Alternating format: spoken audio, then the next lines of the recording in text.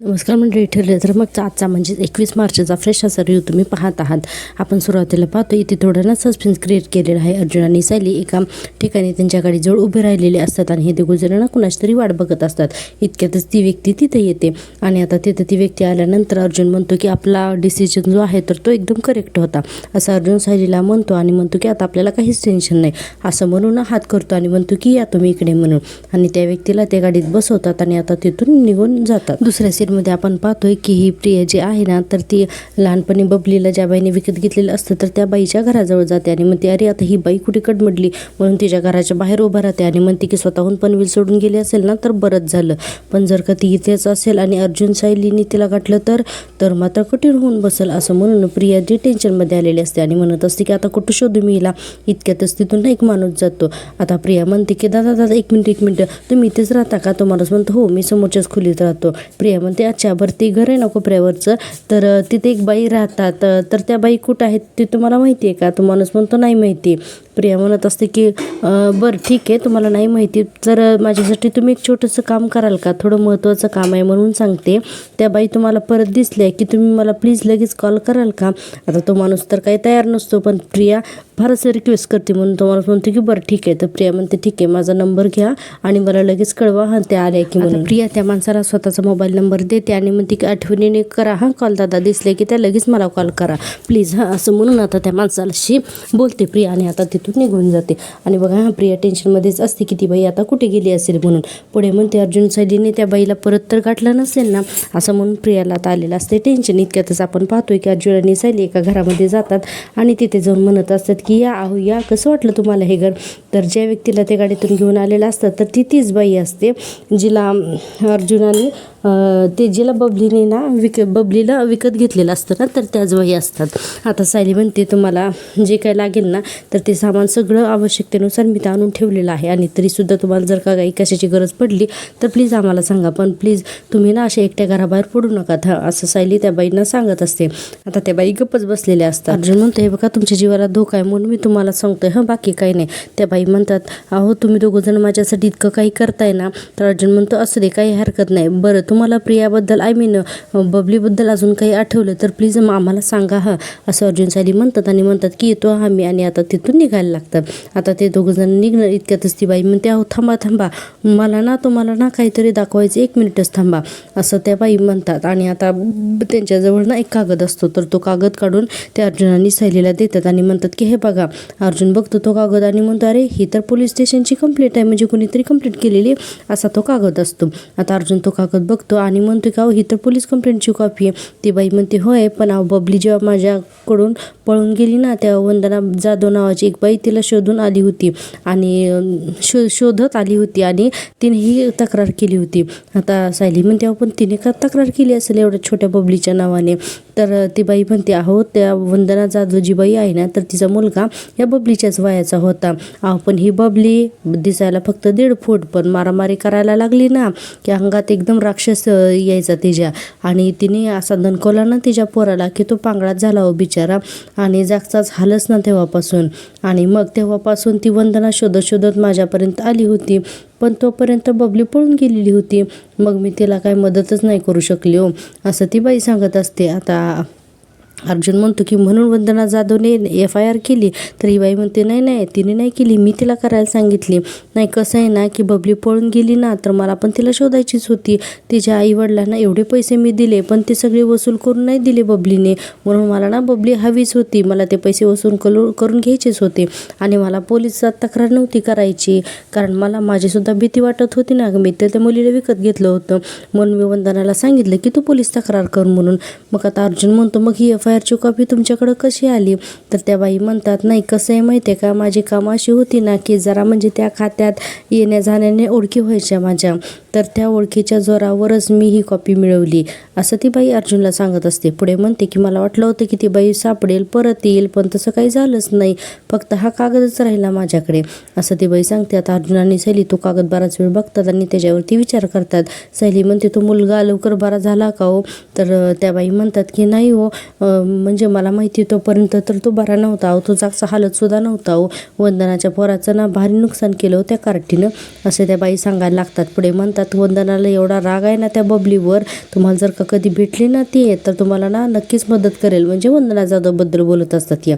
आता अर्जुन आणि सायलीला आणखीन एक क्लू मिळाला ना बबलीच्या विरोधात. आता हे आनंदाने विचार करत असतात की करेक्ट आहे म्हणून. आता अर्जुन आणि सायली ती कॉपी घेऊन घरी जातात. आता आपल्याला तर दाखवलं दुसऱ्या दिवशीचा सीन, रात्रीचा सीन दाखवलेला आहे. आता प्रतापराव आणि कल्पनाताई डायनिंग टेबलवरती बोलत असतात आणि प्रिया किचनमध्ये असते आणि म्हणत असते की ही अस्मिता सुखरूप घरी आली म्हणजे आता अर्जुन सायली माझ्याबद्दल शोधाशोध करायला यांना भरपूर वेळ मिळेल, पण मी घराबाहेर पडूच शकणार, पण ते अर्जुन आणि सायली घराबाहेर पडूच शकणार नाही अशी काहीतरी आता शक्कल लढवायला पाहिजे असं प्रिया म्हणत असते.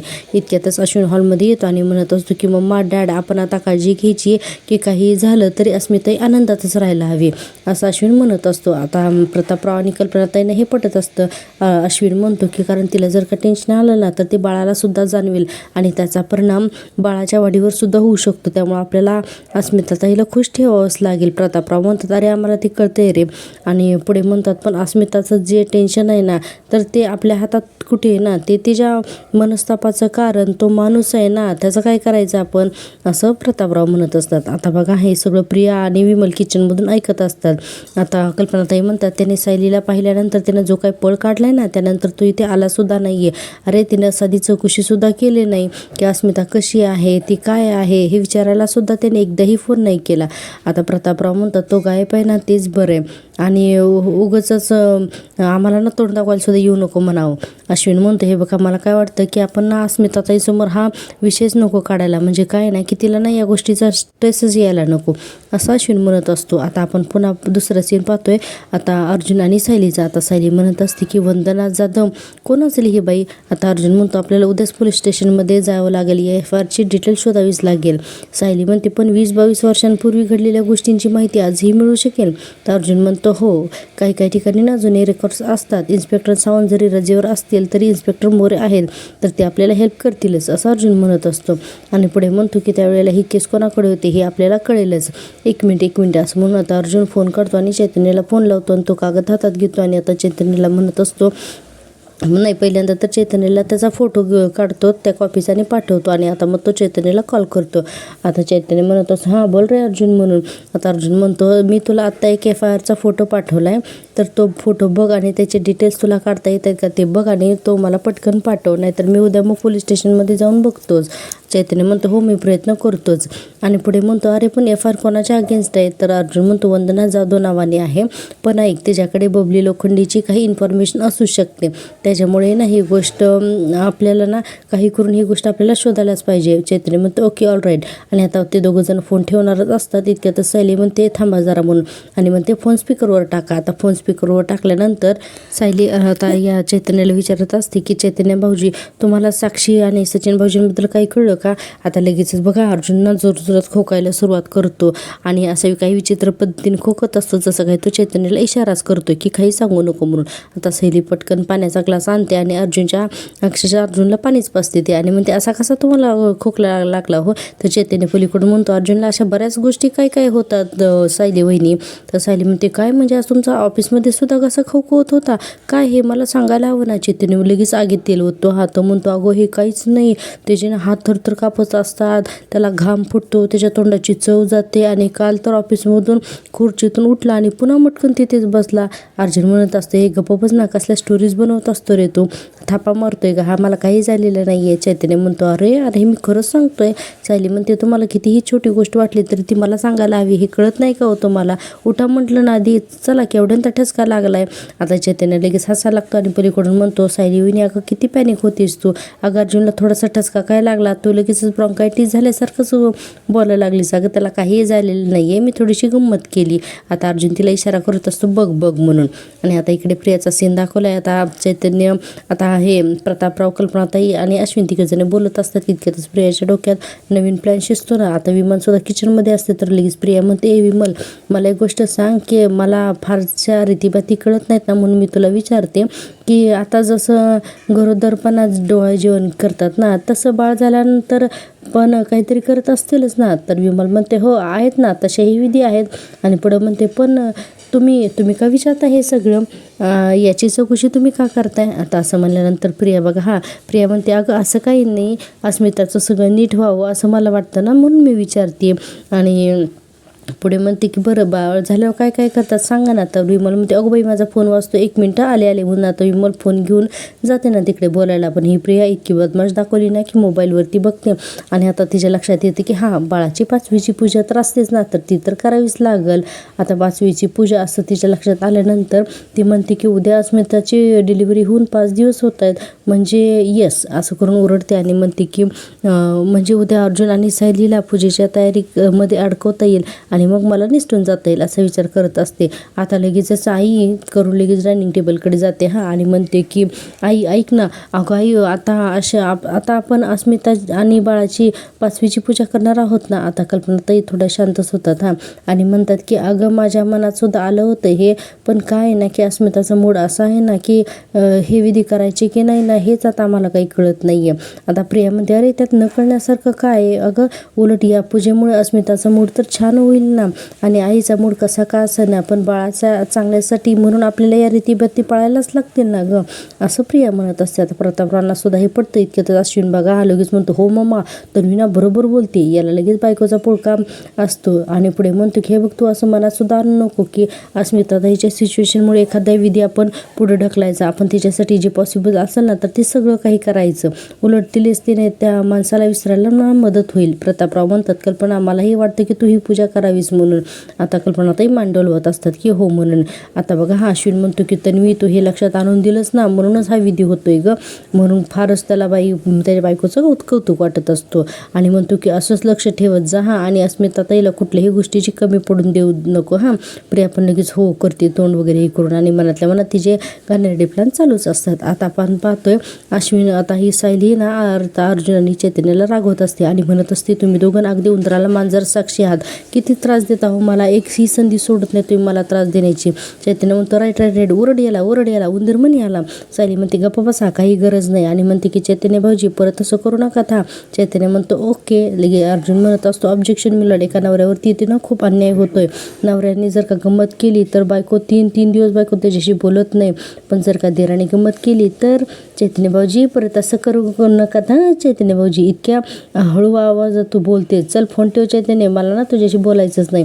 सायली म्हणते 1 मिनिट चैतन्य भाऊजी ऐका, साक्षी आणि सचिन भाऊशींबद्दल काही कळलंय का पोलिसांना. आता चैतन्य गप्पच बसतो. आता ते काय उत्तर द्यावं ना, तर तो म्हणतो की वहिनी अजून तसं काही अपडेट तर आलेलं नाही आहे, तरीसुद्धा मी इन्स्पेक्टरांना फोन करतो, विचारतो आणि कळवतो आणि आता अर्जुनला म्हणतो की अर्जुन ते वंदना जाधव जी ते आहे ना, तर त्या वंदना जाधवला शोधण्याचा मी प्रयत्न करतो. ओके ठेवतो असं म्हणून पटकन चैतन्य फोन ठेवून टाकतो. आता बघा फोन ठेवल्यानंतर इकडे सायली अजूनसुद्धा अर्जुनकडे रागानेच बघत असते. अर्जुन म्हणत असतो की किती इन्सिक्युअर होती तू, किती सिरियस होतीस तू. सायली म्हणते मी सिरियस होती, अहो तुमची तब्येत बिघडली असं मला वाटलं ना म्हणून मी घाबरले, आणि तुम्ही माझ्यापासून लपवताय. हे जर का मला काही कळलं ना की माझी लगेचच चिडचिड होते. तुम्हाला माहिती नाही की तुम्ही माझ्यापासून अगदी छोट्यातली छोटी गोष्ट जरी लपवली तरीही मला चालत नाही असं आता सायली अर्जुनला सांगते. त्यामुळे अर्जुनला आलेलं असतं टेन्शन. आणि आता पुढे सायली म्हणते की ठीक आहे उद्या सकाळपर्यंत चैतन्य भाऊजींकडून त्या वंदना जाधवपर्यंत काही कळते का बघूया, नाही तर आपण पोलीस स्टेशनला जाऊया, मी सकाळी 10 वाजता तयार राहते. अर्जुन म्हणतो हो काही करून आपल्याला वंदना जाधवबद्दल कळायलाच हवं. प्रिया आणि सदाशिव मैनावतीला तर त्यांच्या घरापासून दुसऱ्या ठिकाणी शिफ्टसुद्धा करून टाकलं हे नक्की, पण आता ॲटलिस्ट तिने वंदना जाधव बरोबर हे सगळं करायला नको. सायली म्हणते तिला वंदना जाधवबद्दल कसं काय कळेल. आता अर्जुन म्हणतो आपण आता प्रियाच्या ना 4 पावलं पुढंच राहायचं, आपण जे काही करतोय ते जर का प्रियाला कळले असंच विचार करून आपण आता पुढचं प्लॅन करायचं. सायली म्हणते बरोबरच बोलताय तुम्ही, आपण आतापर्यंत खूप गाफील राहिलो, पण आता नाही गाफील राहायचं. अर्जुन म्हणतो की येस उद्याचं मिशन वंदना जाधवचा शोध, असं दोघंही हातात घेऊन बोलतात. आणि बघा इतक्यातच ना कल्पनाताई हाक मारतात सायली म्हणून. आता सायली म्हणते आली आई म्हणून. आता सायली लगेचच खाली निघून जाते अर्जुनच्या हातातला ग्लास घेऊन. आता बघू आपण की एकदम रात्र झालेली असते आणि इकडे सचिनच्या मांडीवरती ना साक्षी झोपलेली असते आणि म्हणत असते सचिन तुझा आवडता रंग काय आहे? सचिन म्हणतो काय? आता साक्षी म्हणत असते सांग ना. तर ब्ल्यू. आता तो आणि म्हणते की तुझा आवडता पदार्थ. तर सचिन म्हणतो अगे काय चाललंय साक्षी? साक्षी म्हणत असते अरे यार इट्स इंटरेस्टिंग, म्हणजे ही ऑनलाईन कम्पॅटेबिलिटी टेस्ट आहे, म्हणजे आपण दोघं ॲज अ कपल किती कम्पॅटेबल आहोत. आता सचिन म्हणतो अगं आपण दोघं 100% कम्पॅटेबल आहोत आणि हे चेक करण्यासाठी टेस्ट बेस्टची काय गरज आहे? साक्षी म्हणते बरं मला सांग की तुला बाहेर फिरायला आवडतं की घरात बसूनच मूवी बघायला आवडतात? आता सचिन म्हणतो माझ्या गर्लफ्रेंडला जे करायला आवडतं ना तेच मला आवडतं. आता साक्षी म्हणते समुद्र आवडतो की डोंगरात फिरायला आवडतं? आता सचिन बघा कशी उत्तरं देत असतो. तो लगेच म्हणतो जर का साक्षीला समुद्र आवडत असेल तर मलाही समुद्र आवडतो आणि जर का तिला डोंगर आवडत असेल तर मलाही डोंगर आवडतात. आता साक्षी म्हणते की चिटिंग आहे ही, नॉट फेअर, म्हणजे अशी उत्तरं दिली तर आपला स्कोर चांगलाच येणार आहे ना.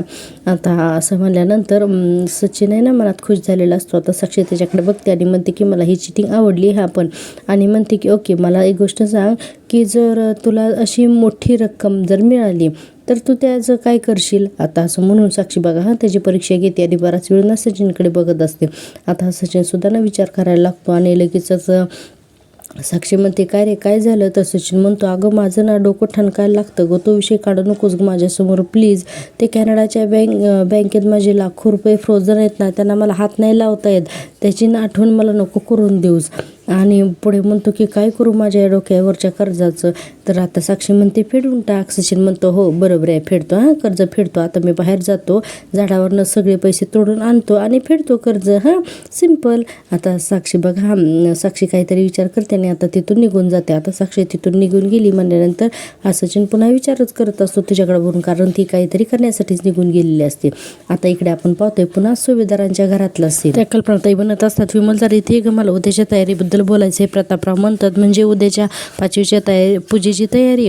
तर कल्पनाताई म्हणतात हो, आणि म्हणतात बरं विमल मला सांग रांगोळी आहे का नाही? मी परवा बघितली होती तर संपत आली होती ना.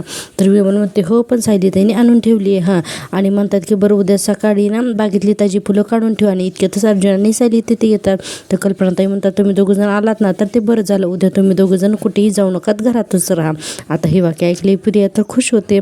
आता कल्पनाताई म्हणतात अर्जुन तू सुद्धा उद्या ऑफिसला जाऊ नकोस. हां, तर अर्जुन म्हणतो की का बरं? असं नाही, आय मीन उद्या काय आहे? तर अश्विन म्हणतो अरे उद्या बाळाची 5वीची पूजा आहे ना म्हणून नाही जायचं. आणि अश्विन सांगतो अरे मगाशी तन्वीने ना मम्माच्या लक्षात आणून दिलं. आणि काय अश्विनला कौतुक वाटत असतं बायकोचं लगेच असं सायलीच्या हे लक्षात येतं की हे सगळं तन्वी का करते म्हणून. प्रतापराव म्हणतात अरे अर्जुन म्हणजे या पूजेच्या निमित्तानं आपण घरातलं वातावरण अगदी प्रसन्न करून टाकूयात. आता असं म्हणल्यानंतर अर्जुन तर हो म्हणतो, पण या दोघांच्या ना मनातल्या मनात विचार चालू असतात. प्रतापराव म्हणतात अरे अर्जुन म्हणजे काय नाही की अस्मिताला कोणतं टेन्शन राहणार नाही, तिला अगदी फ्रेश वाटेल. कल्पनाताई म्हणतात अरे म्हणजे पूजा काही फार मोठी नसते पण ती बाळाच्या करताना करायलाच हवी, म्हणजे काय ना की सटवाई येऊन बाळाच्या नशिबात सुख आणि आनंद लिहून जाते ना, म्हणून हा विधी करायचा असतो. नाही पण तन्वीने पूजेची आठवण करून दिली ते एक बाकी बरं झालं. हां, असं कल्पनाताई म्हणतात. आणि बघा हां पुढे कल्पनाताई म्हणतात तन्वी तू सुद्धा ना पूजेची थोडीशी जबाबदारी घेशील ना गं? तर तन्वी लगेच प्रिया म्हणते हो प्रश्नच नाही, का नाही घेणार मी. आता प्रतापराव म्हणतात कल्पना पूजा अगदी व्यवस्थित व्हायला हवी, हां कुठलीही कमतरता राहायला नको. प्रिया म्हणते बाबा तुम्ही अजिबात काळजी करू नका, काय नाही की सायलीला सगळ्या रीतीबाती अगदी व्यवस्थित माहिती आहेत आणि कसं आहे ना की त्यामुळे उद्याचा दिवस ना मी पूर्ण वेळ तिच्यासोबतच थांबेन आणि ती सांगेल तशी मी तयारी करत जाईन, चालेल ना.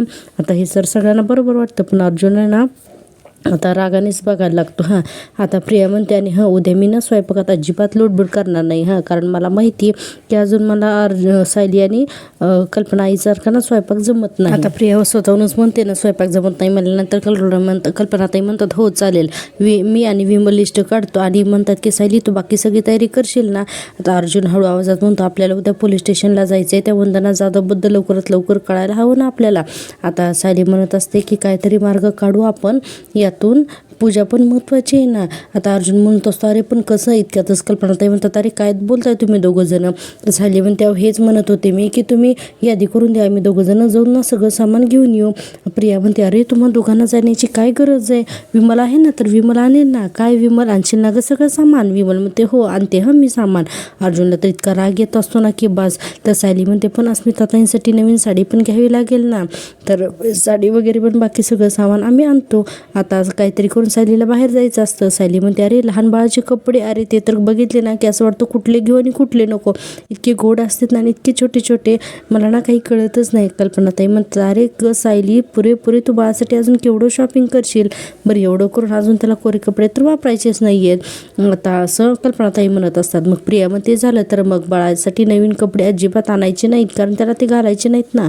प्रतापराव म्हणतात अरे त्या सायलीच्या चेहऱ्याकडे तर बघा, त्या बाळासाठी कपडे आणायचे म्हणून चेहरा फुललाय बघा तिचा. आता प्रतापराव असं म्हणल्यानंतर सगळेजण खुश असतात. विमल म्हणते खरंय सायलीताई बाळाबद्दल बोलायला लागले ना की त्यांचा चेहरा असा, आता ॲक्शन करून दाखवते आणि म्हणते असा फुलतो म्हणून. आता सगळेजण हसत असतात, कारण विमलने ॲक्शनच करून तशी दाखवलेली असते. कल्पनाताई म्हणतात चला आता तुम्हा दोघांना सुद्धा ना मनावरती घ्यायलाच पाहिजे. अर्जुन म्हणतो मी तरी का पायावर तयार आहे मम्मा, पण बायकोने मनावर घेतलं पाहिजे ना. आता लगेच सायली त्याच्या हाताला ना चिमटा काढते. अर्जुन ओ करून ओरडतो.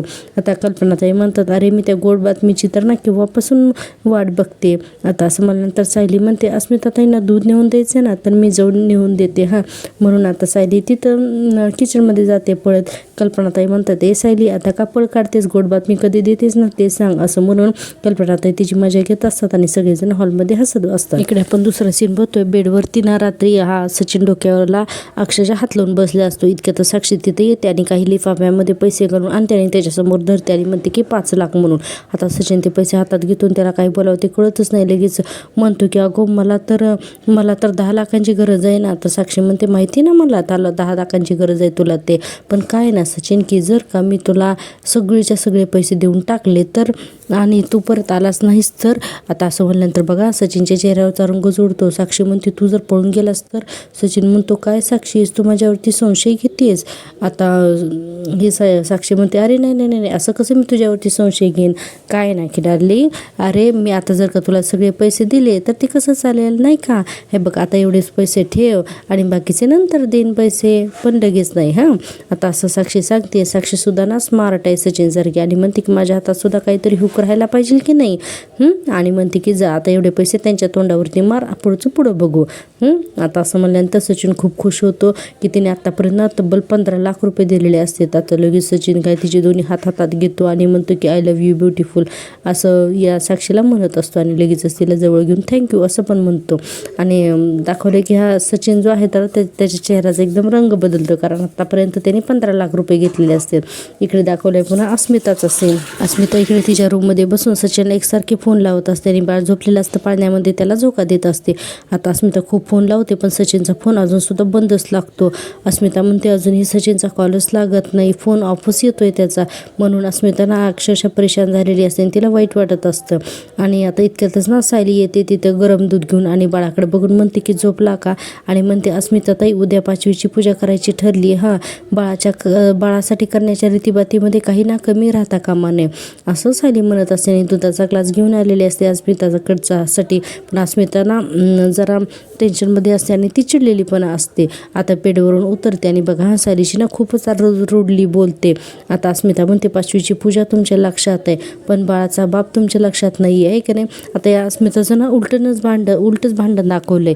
अस्मिता म्हणते तुमच्यापैकी कोणी सुद्धा ना सचिनला शोधण्याचा प्रयत्न सुद्धा करत नाहीत ना. माझी आणि बाळाची छान काळजी घेत आहे, पण बाळाच्या बापाचं काय, त्याच्याबद्दल काहीच कसं काय वाटत नाही आहे तुम्हाला. सायली म्हणते अस्मिताताई आम्हा सगळ्यांना नक्की काय वाटावं असं वाटतंय तुम्हाला. नाही सचिन भाऊजी जे काही वागलेत ना त्यानंतर आम्ही ना त्यांचा फक्त रागच करू शकतो. अस्मिता म्हणते त्यानं काय केले ना, आता तुम्ही याचा ना पाडा झोकाळत बसा सारखं. अगं सचिनची पण काहीतरी बाजू असेल ना, तो बघितल्यापासून तो घरीच आलेला नाही आहे ग, आणि माहीत नाही तो कुठे गेलाय. तो त्याच्या स्वतःच्या घरीसुद्धा नाही गेलेला असं अस्मिता म्हणत असते. आणि पुढे म्हणते की मग तो सचिन कुठे असेल, त्याला ना खूप काळजी वाटत असते. आणि म्हणते की बापरे माझा सचिन ना काय खात पित असेल. आणि म्हणते की असं तुमच्यापैकी कोणीसुद्धा विचार करणार नाही आहे माहिती आहे मला, पण मी विचार करणार आहे असं अस्मिता म्हणते. आता सायली तिला समजावायला लागते हे बघा म्हणून. तर अस्मिता म्हणते हे बघ मला काही बघायचं नाही, आणि बाळ झोपले म्हणून पुन्हा हळू आवाजात बोल म्हणते हे बघ ती पूजा वगैरे जे काय आहे ना तर ती तुम्ही बघा, बाकीचं मी नाही, मला नाही त्यात इंटरेस्ट नाही, मी नाही बघणार. मम्मा जे काही सांगेल नाही मी तेवढं ते सगळं करेन, पण एक गोष्ट लक्षात ठेवा सायली, जर का उद्यापर्यंत सचिनचा कॉन्टॅक्ट झाला नाही ना तर मी त्याला स्वतःहून शोधायला जाणार. आता असं म्हणल्यानंतर तर सायली घाबरतेच ना. सायली म्हणते, अहो अस्मिताताई तुम्ही हे काय बोलताय? तर अस्मिता म्हणते, हो हो, ओल्या बाळंतीने घराच्या बाहेर निघायचं नसतं हे सगळं माहिती आहे मला, पण तुम्हाला कोणाला सचिनबद्दल काहीच वाटत नसलं तरीही मला आणि माझ्या बाळाला ना त्याची गरज आहे. आता सायली म्हणते, अहो अस्मिताताई हे त्यांना शोधण्याचा प्रयत्न करतायत. अस्मिता म्हणते, अर्जुन काय करतोय ना ते मला माहिती आहे, आणि त्याला जर का सचिन सापडला ना तरीही तो त्याला ना पोलिसातच देईल. बहिणीचा नवरा याचा विचार सुद्धा करणार नाही अर्जुन. आता सायली म्हणते, अस्मिताताई अहो ऐका तरी. अस्मिता म्हणते, हे बघ मला ना थोडा वेळ तरी ना एकटं राहू देत, कारण का तुझ्याशी कितीही जर का बोलली ना मी तर त्याचा काहीही फायदा होणार नाही असं अस्मिता म्हणते. आणि म्हणते की हे माहिती आहे मला, आणि तसंही प्लीज माझा निर्णय झालेला आहे, त्यामुळे प्लीज मला ना थोडा एकटीला ठेव, आणि आता तू इथून जा. तुम्ही मला कितीही समजावण्याचा प्रयत्न केला ना तरीही तो बदलणार नाही असं म्हणून अस्मिता तिथे हाताची घडी घालून उभी राहते आणि म्हणते की काही झालं तरी मी सचिनला शोधायला जाणार म्हणजे जाणारच. आता सायली मनात विचार करते, अस्मिताताई खूपच चिडलेत, पण त्यांना समजून घेत सतत त्यांच्या अवतीभोवती राहायलाच हवं. पण उद्या यांच्याबरोबर वंदना जाधवला पण मला बाहेर जायचे ना, पण मी आता तिथे नाही जाऊ शकत. अस्मिता म्हणते, अगं अजून तू इथेच उभारलीस, इथे नको आता उभी राहू, जा बरं इथून. तू जर की तू उभी राहिलीस ना तर माझा स्ट्रेस वाढवतेस तू, जा प्लीज. आता असं म्हणल्यानंतर सायली लगेच दुधाचा ग्लास देते. अस्मिता पण तो ग्लास घेते आणि आता सायली तिथून निघून जाते. इकडे आपण पाहतो या प्रियाचा सीन. प्रिया मस्तपैकी रात्र झालेली असते, तिच्या बेडवरती बसलेली असते, ज्यूस पित असते, पास्ता काय खात असते, आणि आता ज्यूसचा एक गोट घेऊन म्हणते, वा याला म्हणतात ना स्वर्ग सोप, किती दिवसांनी ना असं निवांतपणा मला मिळाला आहे ना. आणि म्हणत असते की माझ्या प्लॅनमुळे ना अर्जुन आणि सायली घरातच अडकून पडणार आहेत, आणि म्हणून इतकी हसत असते आणि खुश होत असते. तर बघा पुढे प्रिया म्हणत असते की एकदा का ती बाई सापडली ना की मग तिला सुद्धा ना सदा आणि महिन्यासारखंच ना मी गायब करते का नाही ते बघच, असं स्वतःशीच म्हणत असते. ज्यूस काय पित असते आणि पुढे म्हणते, अरे आणि एकदा कधी बाई गेली ना की मग अर्जुन आणि सायलीला माझ्याबद्दल सांगणार कुणीच उरणार नाही, म्हणून आहे ना काय नूडल्स काय खाते काय करते. आता अचानक तिला आठवतो की तो माणूस, आता त्या माणसाला फोन करते आणि त्याला म्हणत असते की हॅलो दादा, हां मी तुमच्याकडे आले होते ना. तर तो माणूस पण म्हणतो, हां मॅडम बोला ना. तर प्रिया म्हणते की त्या बाईंबद्दल तुम्हाला काही कळलं का? तो माणूस म्हणतो की नाही, ती बाई ना परत आलीच नाही. त्या चाळीतली लोक म्हणत होते की ती बाई जी आहे ना तर ती मुंबईला तिला नवीन काम लागलं म्हणून ती तिकडेच गेली, आणि आता ती तिथेच काम करणार आहे आणि तिथेच राहणार आहे. आता हे ऐकल्यानंतर ना प्रियाचा आनंदच मावत नाही, आणि थँक्यू हो दादा, थँक्यू सो मच असं म्हणून फोन ठेवते आणि म्हणते, वा खरंच खूप मोठं काम झालं. म्हणून बापरे एवढी खुश झालेली असते ना, पण ही जी खुशी आहे ना ही जास्त वेळ राहणारच नाही आहे. प्रिया म्हणते की अरे बापरे, ती बाई स्वतःहूनच माझ्या मार्गातनं निघून गेली, आणि इतकी खुश होऊन म्हणते की आता अर्जुन आणि सायलीने कितीही शोधलं ना तिला तर ती काय सापडत नसते इथं, असं म्हणून टाळ्या काय वाजवायला लागते, आनंदी काय व्हायला लागते. आता आपण पाहतोय दुसरा सीन. इकडे अर्जुन टेन्शनमध्ये येऊन ना त्याच्या रूममध्ये फेऱ्या मारत असतो आणि म्हणत असतो, अगं सायली ही काय मोमाने असली काय पूजा शोधून काढली, उद्या आपल्याला वंदना जाधवला शोधायला जायचं होतं ना. आता पूर्ण दिवस आपण जर का घरीच अडकून बसलो तर मग कसं मॅनेज होईल ना हे सगळं. आता सायली म्हणते, तसं पण आपण उद्या दोघंजण एकत्र बाहेर पडू शकलोच नसतो. अर्जुन म्हणतो, पण आपण काहीतरी कारण काढून जाऊयात ना बाहेर. सायली म्हणते, तसा प्रयत्न केला तर आई आपल्याला बाहेर जाऊही देतील, पण मलाच ना उद्या घरी राहायचे. आता अर्जुनला कळतच नाही की सायली असं का बोलते ती. अर्जुन म्हणतो, का? तर सायली म्हणते, हे बघा तुम्ही एक काम करा ना, तुम्ही चैतन्य भाऊजींना घेऊन जा, मी अस्मिताताईंसोबत थांबते, पूजेची तयारी करते, आणि ही पूजा उत्साहात पार पडणं खूप गरजेचं आहे ना असं सायली सांगते. पण तिचे डोळे काही वेगळंच बोलत असतात. आता अर्जुनच्या लक्षात येतं. अर्जुन म्हणतो, तुला अस्मिताईसोबत का थांबायचं आहे? आणि नाही ती म्हणजे आता ती ठीक आहे, आता बाळ ठीक आहे, आणि मग तुला का थांबायचं हे बघ, सध्या आपल्याला प्रियाबद्दल जे कळेल ना तर ते सगळं शोधायला नको का? ती इम्पॉर्टंट नाही आहे का? सायली म्हणते, आहे ना ते सुद्धा इम्पॉर्टंट आहे, पण आपल्यासाठी आपला हा शोध आणि घरातलं हे कार्य, आपल्याला ना या दोन्ही गोष्टी महत्त्वाच्या आहेत, आणि या दोन्ही गोष्टीचा समतोल हा आपल्याला राखायलाच हवा असं सायली म्हणत असते. आता अर्जुनला कळत नाही की हिला नक्की काय म्हणायचं आहे ते. अर्जुन म्हणतो की काय झालं तुझ्या डोक्यामध्ये सायली, आणि म्हणतो की काहीतरी आहे की जे तू मला सांगत नाही, काय आहे? आता सायली बघा सगळं सांगायला लागते. सायली म्हणते, मी अस्मिताताईंच्या खोलीत गेले होते, आणि त्यावेळेस तिला अस्मिताने सांगितलेलं असतं ना की उद्या मी सचिन आला नाही तर त्याला मी भेटायला, त्याला शोधायला मी निघून जाणार आहे म्हणून. आता हे सगळं आठवून ही अस्मिता जी आहे तर ती सायलीला सांगितलेलं असतं तर ती सायली हे सगळं आठवून अर्जुनला सांगते. अर्जुन आता ओरडतो ना, वॉट म्हणतो, डोकं फिरलंय का तिचं? अर्जुन इतका चिडतो ना की बस तो म्हणतो तो सचिन काय लायकीचा आहे ना, हे घरी सगळ्यांना दिसलंय. त्यानं फक्त साक्षीसोबत अफेअर नाही लपवलं तर हेही लपवून ठेवलं की साक्षी अजून जिवंत आहे. त्याचं अजूनही साक्षीसोबतचं अफेअर हे सुरूच आहे. तर ही अस्मिता ताईला त्याला शोधायला जायचं आहे, त्याच्या मागे जाऊन स्वतःचं आयुष्य खराब करून घ्यायचं आहे. मी असं काही होऊ देणार नाही म्हणून खिशातला फोन काढतो. सायली म्हणत, अहो तुम्ही कोणाला फोन करताय बघा, डोक्यात राग घालून घेऊ नका, ऐका माझं. तरी सुद्धा अर्जुन काही ऐकत नाही आणि अर्जुन फोन लावतो चैतन्यला आणि म्हणतो की चैतन्य ऐक, मला अस्मिता सतीनं न्यूजपेपर रेडी करून ठेव, बघ होईल तेवढी शक्य प्रोसिजर सुरू कर, शक्यतो उद्याच, गॉट इट, असं म्हणून फोन ठेवतो. आता सायली म्हणते, अहो तुम्ही कुठलं टोक गाठताय तुम्ही, अहो इतक्या वेळात तुम्ही घटस्फोटाचा विचार करताय. अहो अस्मिता ताई आता सध्या आणखीन एक धक्का नाही पचवण्याच्या मनस्थितीत नाही आहे, त्यांना आपल्याला सावरायला नको का. आता अर्जुन म्हणतो, हे बघ तिला जितका जास्त वेळ आपण देऊ ना ती ना जास्त सचिनमध्ये अडकत जाईल. सायली म्हणते, हे बघा ह्या घरातल्या गोष्टींना तुम्ही नका बघू, तुम्ही त्या गोष्टींना मी बघते, तुम्ही ना फक्त साक्षी आणि सचिनच्या प्रियाकडे लक्ष द्या आणि तुम्ही ना तिकडे नका लक्ष देऊ आणि तुम्ही ना स्वतःहून निर्णय घेऊ नका. अर्जुन म्हणतो, मग ती अशी मूर्खासारखी निर्णय घेणार आणि आपण गप्प बसायचं का. सायली म्हणते, मी तुम्हाला हात जोडून सांगते, म्हणत असते, अहो अस्मिता ताईंच्या आयुष्याचा प्रश्न आहे हा, तुम्ही आत्ताच्या आत्ता चैतन्य भाऊजींना फोन करा आणि त्यांना सांगा दिवस पेपर आणायचे नाहीत आणि तुम्ही त्या दिशेने कुठलाही विचार करणार नाहीत आहात, कळतंय का तुम्हाला. पण अर्जुन काही ऐकत नाही. अर्जुन मनातल्या मनात म्हणतो, हे बघा आता अस्मिता ताईला जो काही त्रास होणार आहे ना तर तो एकदाच होऊ दे, हा विषय आता कायमचा संपलेलाच बरा, असं अर्जुन मनातल्या मनात म्हणत असतो आणि तो खूपच चिडलेला असतो. आपण पाहतोय की आता पुढच्या भागामध्ये अर्जुन अस्मिता डायनिंग टेबल वरती बसलेली असते, त्यावेळेस तिच्यासमोर दिवस पेपर ठेवतो आणि म्हणतो की आपण तू या पेपरवरती सह्या कर. आता अस्मिताला त्रास व्हायला लागतो. ती म्हणते की मला हा संसार हवा आहे कारण माझ्या नवऱ्यावरती खूप प्रेम आहे आणि म्हणते की मी यावरती सह्या करणार नाही म्हणजे नाही. सायली म्हणते, मी तुम्हाला सांगितलं होतं ना कुठलंही टोक गाठू नका, तरी तुम्ही घाई केलीत. आणि चैतन्याला म्हणते, चैतन्य भाऊजी तुम्ही त्या वंदना जाधवच्या माहिती काढायला जाणार होतात ना, तर त्याचं काय झालं आहे बघा, तुम्ही यांना घेऊन जाण्याच्या आजच ती माहिती काढा.